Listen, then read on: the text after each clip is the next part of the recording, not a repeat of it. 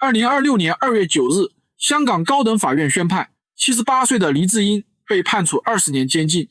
法院裁定，他因串謀勾結外國勢力及串謀發布煽動刊物等罪名成立。官方的定性很明確，他是香港動盪的關鍵推動者之一。這是香港國安法實施以來刑期極重的一次判決。對一位78歲的老人而言，20年幾乎等同於餘生。很多大陸的朋友可能不知道這個事件的由來，我簡要說一下。1997年，中英聯合聲明確立一國兩制，明確香港原有制度和生活方式50年不變。同年7月1日，香港回歸中國，這意味着從1997年起計算，這一承諾原本應持續至2047年。然而，僅僅22年後，2019年，香港政府提出修訂逃犯條例，允許在特定情況下將嫌疑人移交至中國大陸等司法辖區審理。在許多香港人看來，這標誌着制度邊界正在發生實質性改變，中共違背了50年不變的承諾。爭議迅速蔓延為大規模社會運動，數以百萬計的市民走上街頭，這成為香港歷史上規模最大的公眾動員之一，也被稱為反送中運動。在這場風暴中，黎智英並非旁觀者，他公開表達政治立場，旗下媒體持續報道相關議題，並與多名西方政界人士會面，呼籲國際社會關注香港局勢。但他並不是一個走投無路的人。當香港國安法於2020年6月30日深夜正式生效時，香港政經界出現明顯的人才與資金外流趨勢，部分企業家、專業人士選擇移居海外。黎智英擁有充足的條件離開，他有海外人脈，曾擁有逾10億美元的身家，有家人早已在境外生活，他完全可以在海外重新開始。但他很清楚留下意味着什麼。以他的閱歷與判斷力，他不可能看不見風向的變化。他知道風險在逼近，也知道後果極其嚴重。他曾公開表示，如果在關鍵時刻選擇離開，自己過去多年所堅持的一切都會失去意義。在可以全身而退的時刻，他沒有退場，他選擇留下，堅定地與走上街頭的香港市民站在一起，不是因為沒有退路，而是因為不願否定自己。他選擇承擔後果，而不是逃避。絕大多數人在擁有退路時都會選擇安全，尤其是在歷經千辛萬苦，終於攀上名利高峰之後，這是人性。可黎智英不同，他白手起家，耗盡數十年打拼，才換來財富、聲望與國際通道。在擁有護照、人脈與明確退路的情況下，他卻向前走了一步，不是被逼，更不是誤判，而是在明知代價沉重的前提下，依然選擇承擔。一個從底層爬到巔峰的億萬富豪，究竟經歷了什麼，才會走到寧願放棄餘生榮華，也要守住自己價值的這一步？1947年，黎智英出生在廣州。平心而論，他當時的運氣簡直好到爆。他的父親叫黎超儒，在廣州經商，家境一度頗為寬裕。如果劇本按這個節奏演下去，黎智英大概率會成為一個提着鳥籠、聽着粵劇、偶爾調戲一下美女的黎家小少爺。可惜，他出生在1947年。1949年，時代的大手一揮，黎家的金山瞬間變成了火山。黎超儒是個精明的商人，他嗅到了風暴的味道。他並沒上演什麼全家大撤退的感人戲碼，而是利用商人的直覺，在拉到鐵幕落下前的最後時刻，把自己止損到了香港。黎超儒這一走，帶走了財富，也帶走了黎家生活上的頂梁柱。留在廣州的家人生活迅速跌入谷底。最後，大宅裡的少爺黎智英成了貧民窟裡的流浪兒。在那個饑荒與動盪交織的年代，死亡並不罕見，童年的殘酷遠比他後來願意回憶的要多。原本錦衣玉食的小少爺，一夜之間發現面子換不回饅頭。為了活命，他去廣州火車站給人搬行李，倒賣香煙。也就是在這裡，他遇到了那塊著名的巧克力。那是1960年的一個午後，他在車站幫一位從香港來的旅客搬完行李，對方隨手給了他一塊巧克力。在那個連紅糖都是奢侈品的年代，黎智英人生中第一次撕開了那層亮晶晶的錫紙，那種絲滑的帶着異域香氣的甜味，在他舌尖炸開的一瞬間，他整個人都懵了。他產生了一個極其強悍且冷酷的邏輯：既然父親在那邊，甜味也在那邊，那我也要走，哪怕死在海上，也總好過在這裡等死。這種不公平感比飢餓更能激發一個人的鬥志。1960年的一個深夜，12歲的黎智英揣着他所有的家當，幾塊藏在內衣縫裡的稅錢，鑽進了一艘偷渡的舢板。當時的伶仃洋水冷浪急，身後是巡邏艇的探照燈。換做別人可能早就嚇得尿褲子了。但黎智英很冷靜，他展現出了他基因裡那種天生的極其冷酷的賭徒特質。輸了無非是把命留在海上，贏了老子要去把那個吃巧克力的世界贏回來。上天顯然挺喜歡這種夠狠的角色。那晚他沒遇到巡邏艇，當他踩在香港深水埗濕漉漉的碼頭上時，他身上只有1塊港幣。當他看着遠處漫山的燈火，開心地笑了。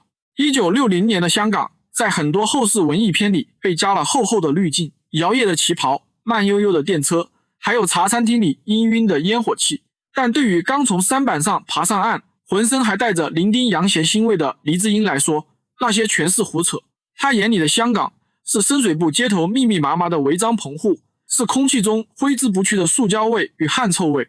最重要的是，這裡的人走路都帶風，每個人臉上都刻着一種近乎瘋狂的飢渴。12歲的黎智英，他很快進入深水埗的一家手套廠當學徒。在這裡，他的身份叫後生仔，聽着挺體面，其實就是舊社會學徒的升級版。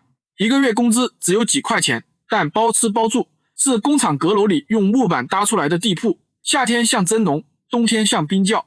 私事跟幾十個壯漢搶大鍋剩飯，手慢一點，連菜湯都見不着。換做一般的孩子，可能幹2天就哭着想回家找媽媽了。但黎智英不僅沒哭，反而覺得這裡就是天堂，因為他發現，在這裡只要你肯賣命多幹活，真的能吃飽肚子。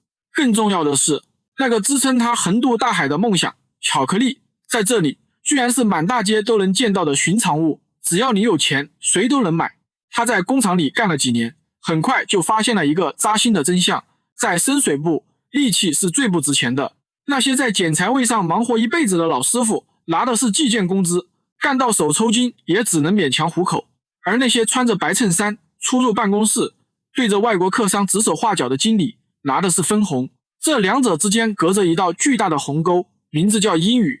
在當年的殖民地香港，英文不只是工具，它是一張進入另一個世界的入場券。一個連小學都沒畢業，連廣東話都說不利索的內地逃港娃想學英文，在工友眼裡簡直是白日做夢。但黎智英展現出了他性格中那種近乎變態的執着。他省下每一分零錢去舊書攤買了一本翻爛了的英漢字典。每天工作15小時後，別人去賭馬喝涼茶，他躲在昏暗的煤油燈下死記硬背。為了練習發音，他甚至跑去給碼頭附近的外國人指路提東西。外國人可能覺得這個瘦弱的小孩挺有意思，會賞他幾根薯條或者幾個單詞。對黎智英來說，那是他跳出泥潭的階梯，每一聲標準的捲舌音都是他反擊命運的子彈。到了20歲出頭，這個曾經在廣州火車站搬行李的少年，已經可以用英文和外國客商談生意了。因為英文好，腦子活，他很快從雜工變成了領班，又從領班變成了經理。就在他即將成為高級白領的時候，他那種賭徒的本能又動了。20世紀70年代，當時全球製造業格局正在發生變化。黎智英敏銳地察覺到，給別人打工賺的是辛苦錢，真正的大錢在規矩裡。他把攢下的幾千塊錢，再加上他早年在股市裡賺到的第一筆資金，全部取了出來，再加上借來的貸款，買下了一家瀕臨破產的織造廠。這是典型的黎智英式決策。當時的香港紡織業競爭已進入白熱化，很多人都在想辦法轉行，他卻反向操作，傾盡所有買下一家爛廠。他的邏輯很簡單，別人看的是現在的成本，他看的是未來。只要拿到出口配額，生意就有了保障。這一堆爛機器就是印鈔機。就在他站在破產工廠的門口，準備開啟老闆生涯時，他不知道的是，這個天堂對他這種不安分的人，從來都帶着某種不可言說的代價。黎老闆手裡有了工廠，有了配額，剩下的就只有一件事：出人頭地。但此時的黎智英面對的是一個極度殘酷的市場。當時的香港到處都是成衣廠，大家都在給洋人做代工，賺的是幾分幾厘的血汗錢。黎智英看着那些貼着洋牌子、價格翻了幾倍的襯衫，心裡那股野獸般的直覺又冒了出來。與其給別人的招牌當奴才，不如自己立個字號當組織。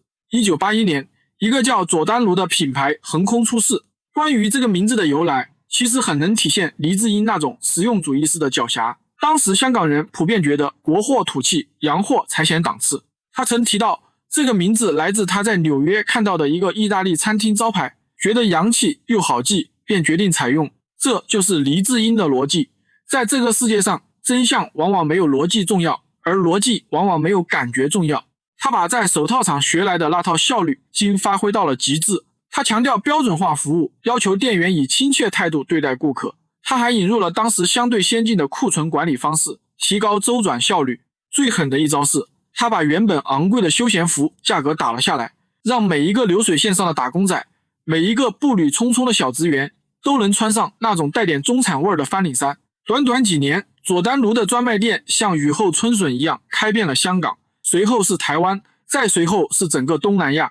到了80年代中後期，黎智英已經不再是那個在深水埗啃硬馒頭的窮小子了，他成了身家過億，在成衣界呼風喚雨的大老闆。雖然在那個年代，他的名字還沒法跟李嘉誠、包玉剛這些坐擁百億、穩坐雲端的頂級豪門真正並排，但在外人眼裡，他已經完成了最驚人的階級跳躍。住在九龍塘的大宅裡，出入場合已是商界風雲人物，手裡夾着昂貴的古巴雪茄，他已經穩穩地坐到了這個天堂的頭等艙裡，甚至還把家人接到身邊，重新安頓了下來。但能夠用真金白銀縫補好的，往往只是生活的裂縫，而那些深埋在骨子裡、跳動在血管裡的東西，卻從來不在商人的賬本之上。黎智英這輩子最擅長的是看清人性，但他最難算準的始終是血緣。在九龍塘大宅的燈火通明之前，黎智英也曾有過一段充滿煙火气的草莽歲月。那是70年代初的香港，他剛從手套廠的練習生熬成經理。那時候的他還沒穿上定制西裝，也沒抽上古巴雪茄。他在那個為了生計殺紅了眼的階段，建立了第一段婚姻。前妻為他生下了2個孩子，長子黎建恩，次子黎耀恩。在深水埗的出租屋裡，年輕的黎智英曾看着熟睡的子女，心裡想的或許只是怎麼多接2個外貿訂單。那時候的他是一個為了饅頭而戰的凡人，但隨着佐丹奴的專賣店像野草一樣瘋長，那個曾經溫馨的家漸漸跟不上他野心擴張的速度了。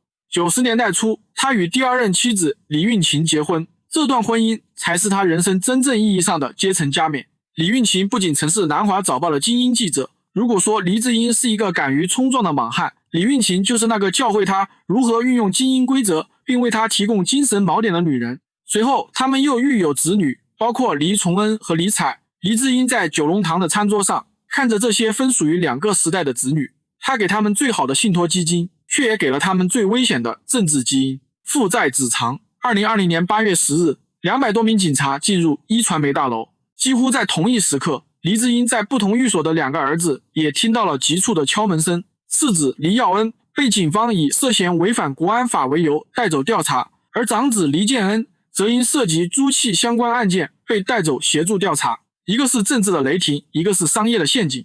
黎智英在警車上或許已經意識到，莊家這次不打算只收他的籌碼，而是要連他的根也一起拔起。在這個精明的賭徒看來，長子黎建恩性格沉穩，一直試圖在家族商業的縫隙裡尋找平衡。次子黎耀恩則更像年輕時的自己，帶着一股闖勁，在餐飲界開疆拓土。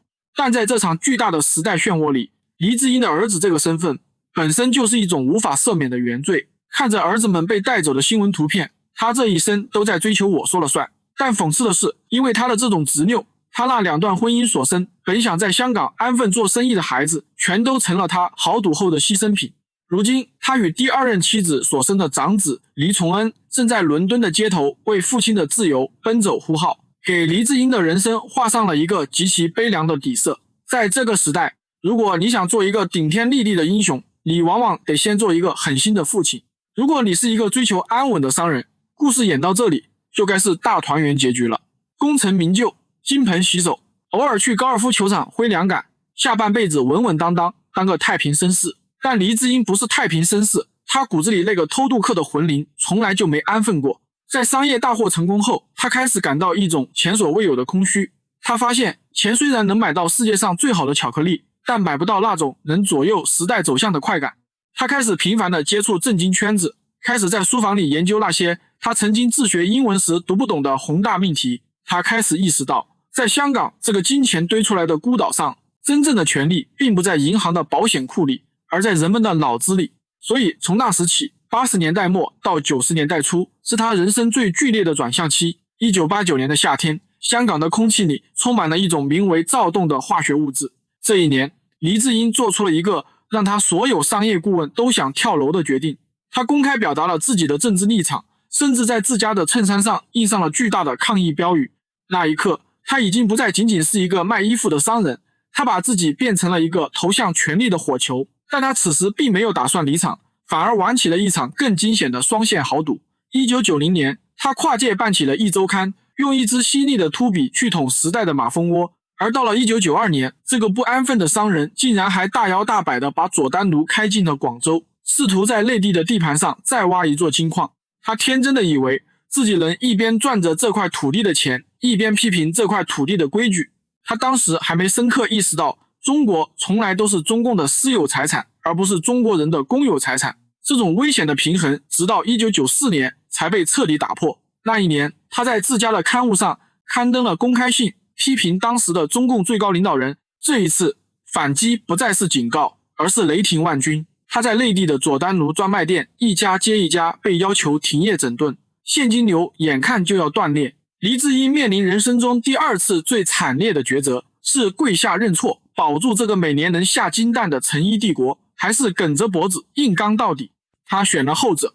為了不連累股東和同事，他毅然在隨後的2年裡賣掉了自己一手創辦的全部佐丹奴股份。他拿着套现出來的幾億港幣，想的卻不是如何安享晚年。在他看來，商場裡的博弈已經通關了，而文字背後的權力才是他下一場豪賭的目標。於是轉身投入了那個當時所有人都不看好的行業。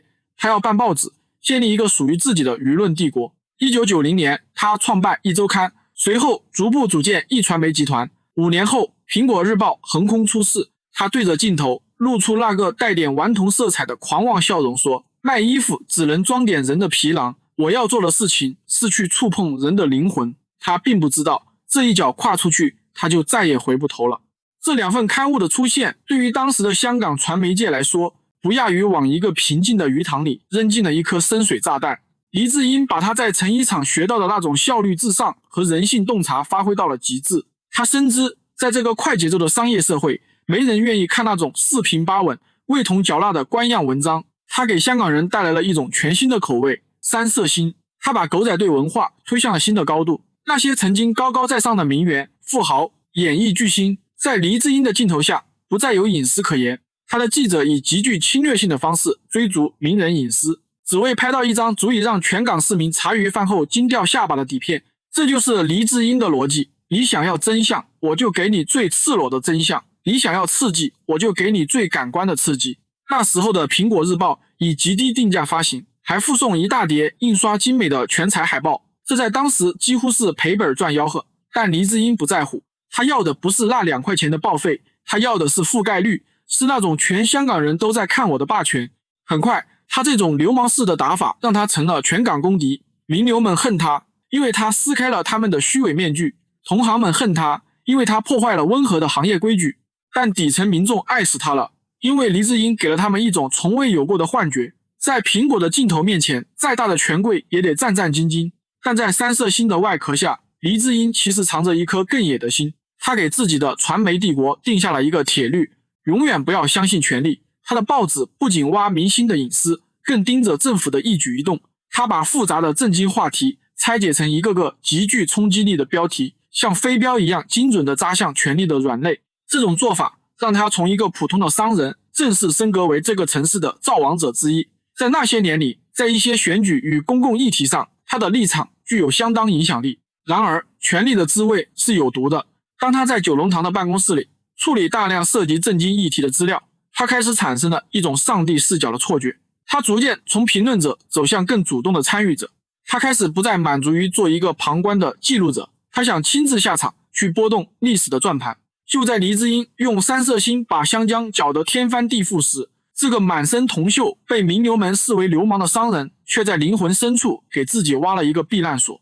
1997年回歸的倒計時在大鐘上滴答作響，整座城市都在焦慮中尋找出路。有人忙着移民，有人忙着表態，而黎智英走向了教堂。1997年前後，他受洗成為天主教徒，並與陳日君樞機建立了密切關係。那一天的教堂很安靜，水滴落在額頭上時，黎智英閉上了眼。他辦的報紙依然在頭版印着驚悚的緋聞，他的狗仔依然在深夜的街頭蹲守隱私。但在那本翻爛了的聖經裡，他找到了另一種更高維度的賠率。陳日君樞機後來成為他在政治風暴中的重要精神支持者。從那一刻起，黎智英的邏輯發生了一個微妙的偏移，他不再僅僅是為了贏而賭，他開始覺得自己是在為了某種天職受難。對於一個在廣州火車站死裡逃生的野孩子來說，這世界本沒有道理可講，但信仰給了他一個幻覺，或者說一種堅硬的支撐。他開始相信，即使這輩子在世俗的賭局裡輸了個精光，他在那個最終的莊家那裡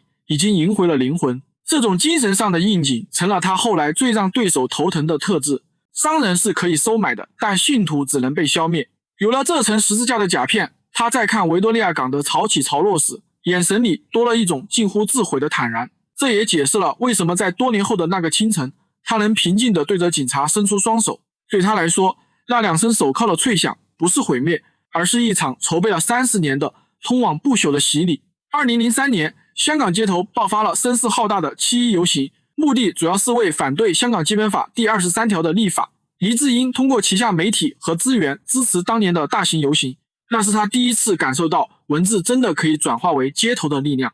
在那一刻，他仿佛回到了12歲那年，藏在偷渡船的艙底，那種賭上一切去搏一個未來的快感再次席捲全身。只是這一次，他搏的不是一塊巧克力，也不是100億家產，而是這個時代的命運。他不知道的是，當他開始用報紙去挑戰那個龐大的政治意志時，他已經從一個精明的商人徹底變成了一個危險的賭徒。在這個賭局裡，莊家從來不會輕易認輸。黎智英用一支筆把自己推到了時代的風口浪尖，他享受着這種掌控輿論的巔峰感，卻沒看到陰影正悄然籠罩。在香港站穩了腳跟，黎智英轉頭看向了海峽對岸。在他看來，台灣那片剛剛解嚴、正處於輿論大爆發前夜的土地，簡直就是為蘋果模式量身定制的頂級獵場。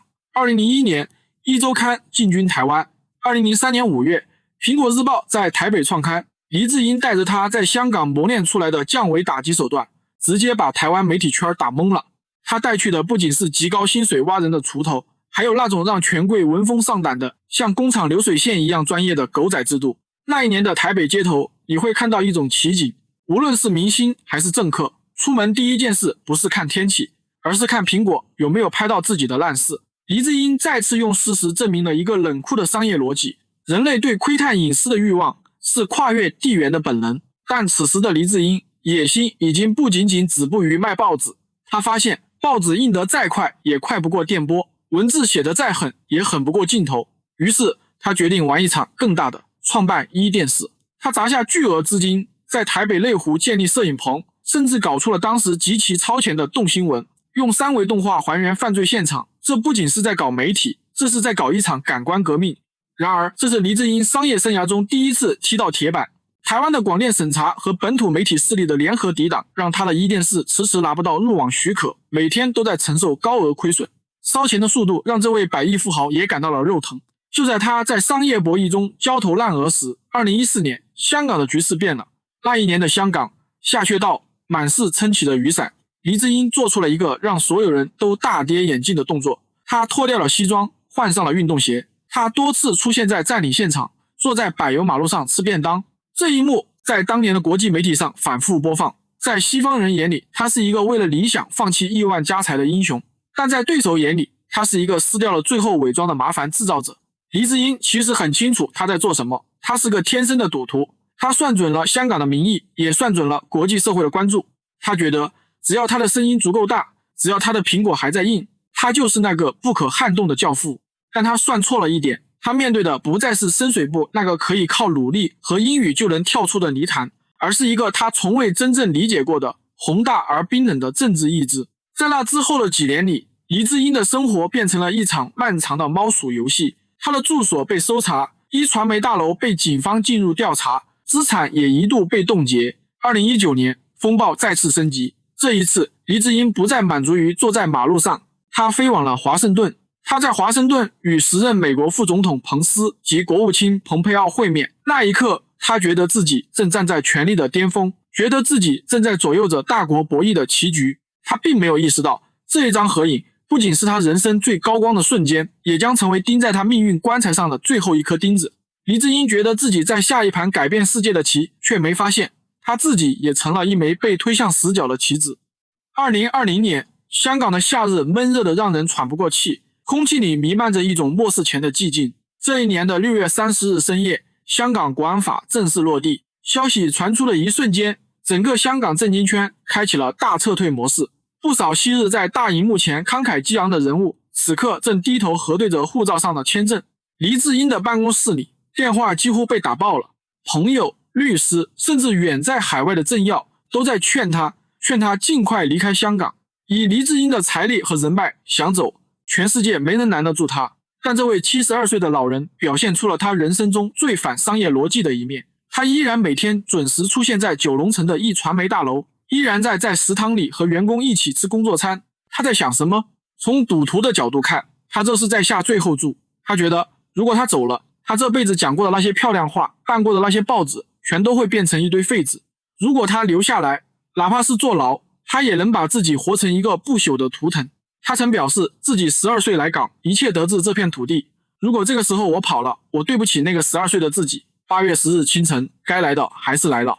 約200名警察進入壹傳媒大樓，在無數攝像頭的閃光燈下，黎智英被戴上了手銬。他沒有掙扎，甚至在路過辦公區時，還對着驚呆了的員工們點了點頭，嘴角帶着一絲近乎頑童的若有若無的微笑。那一刻，他完成了從傳媒大亨到政治囚徒的終極轉場。隨後，他在多個案件中被起訴，並持續接受審訊。黎智英被關在戒備森嚴的赤柱監獄。這位曾經揮金如土、雪茄不離手的富豪，現在每天的生活是5點起床，在狹小的囚室裡讀聖經或者給家人寫信。他在信中提到，監獄生活讓他有更多時間反思過往。然而，外面的世界並沒有因為他的入獄而平靜。他的資產被凍結，他一手創辦的《蘋果日報》在2021年的盛夏正式停刊。那天深夜，無數市民在大雨中排隊買下最後一份報紙，像是參加一場時代的葬禮。時間一晃，到了2026年2月9日，香港高等法院對黎智英的國安法案件作出了判決。法院裁定他因串謀勾結外國勢力及串謀發布煽動刊物等罪名成立，並判處監禁20年。這一判決是國安法案件中刑期極重的一次判決，對外界包括新聞自由組織及多個國家政府都產生了廣泛反響。20年對於一個78歲的老人來說，這幾乎就是一張終身監禁的入場券。黎智英聽完數字，只是平靜地推了推眼鏡，他轉過頭看向家屬席上的親人，報以一個淡淡的微笑。這就是黎智英式的結局。他用餘生的全部自由，為他12歲那年嘗到的那塊巧克力付清了最後的餘款。他是一個英雄嗎？在支持者眼裡，他是一個叛徒嗎？在反對者眼裡，他是一個賭徒嗎？毫無疑問，他是。黎智英最真實的面目，其實是一個終其一生都在試圖掌握命運的逃港者。他從伶仃洋的浪尖出發，為了生存偷渡，最後他沒有選擇逃離，因為他現在所擁有繁華的一切都來自香港這片土地，所以他選擇了在赤柱監獄的圍牆裡完成了一場主動的降落。在商業和名利的戰場上，他贏了個徹底，但在中共統治的獨裁專制時代面前，他拒絕違背自己堅持的價值觀而成為順民，主動選擇了成為時代的犧牲品。但歷史的迷霧終將散去，幾十年後，當人們再次提起黎智英，絕不會記得官方貼給他的所謂罪名，只會記得他為文明所堅守的價值觀。他不僅深刻地影響了香港人，更影響了全世界對自由的認知。黎智英這個名字必將青史留名。對我而言，黎智英前輩真正震撼我的，並不是他如何從赤貧走向富有，而是他身上那種來自底層、不向命運低頭的生命力。出身寒微從來不是恥辱，身處逆境更不是自甘墮落的借口。真正的恥辱是認命。他用一生證明，好男兒志在四方，自強不息不是口號，而是行動。從廣州火車站的苦力到商業巨頭，他完成的是階層躍遷；而從億萬富豪到甘願承擔代價的人，他完成的是價值的躍遷。他向世界證明，這世上確實存在比金錢更重要的東西，那就是信念與尊嚴。從掌握命運到願意為信念承擔命運，這種近乎決絕卻又清醒的跨越，才是我真正敬佩他的原因。在這裡，我必須清楚地表明立場：黎智英無罪，香港人捍衛自己的合法權益也無罪。表達信念不應被刑事化，堅持承諾不應被定罪。事實極其簡單，是中共違背契約在先，再用暴力強加罪名，真正有罪的是撕毀合同、踐踏現代文明的那些人。中國大陸的朋友們，也請你們清醒地意識到，一个可以对香港不守契约精神的幕後政權，中共也一定會加倍地收割你們。他現在表現得有多囂張，作惡有多大，等到他們倒台的那一天，遭到的反噬就會有多深重。我相信這一天不會太遠。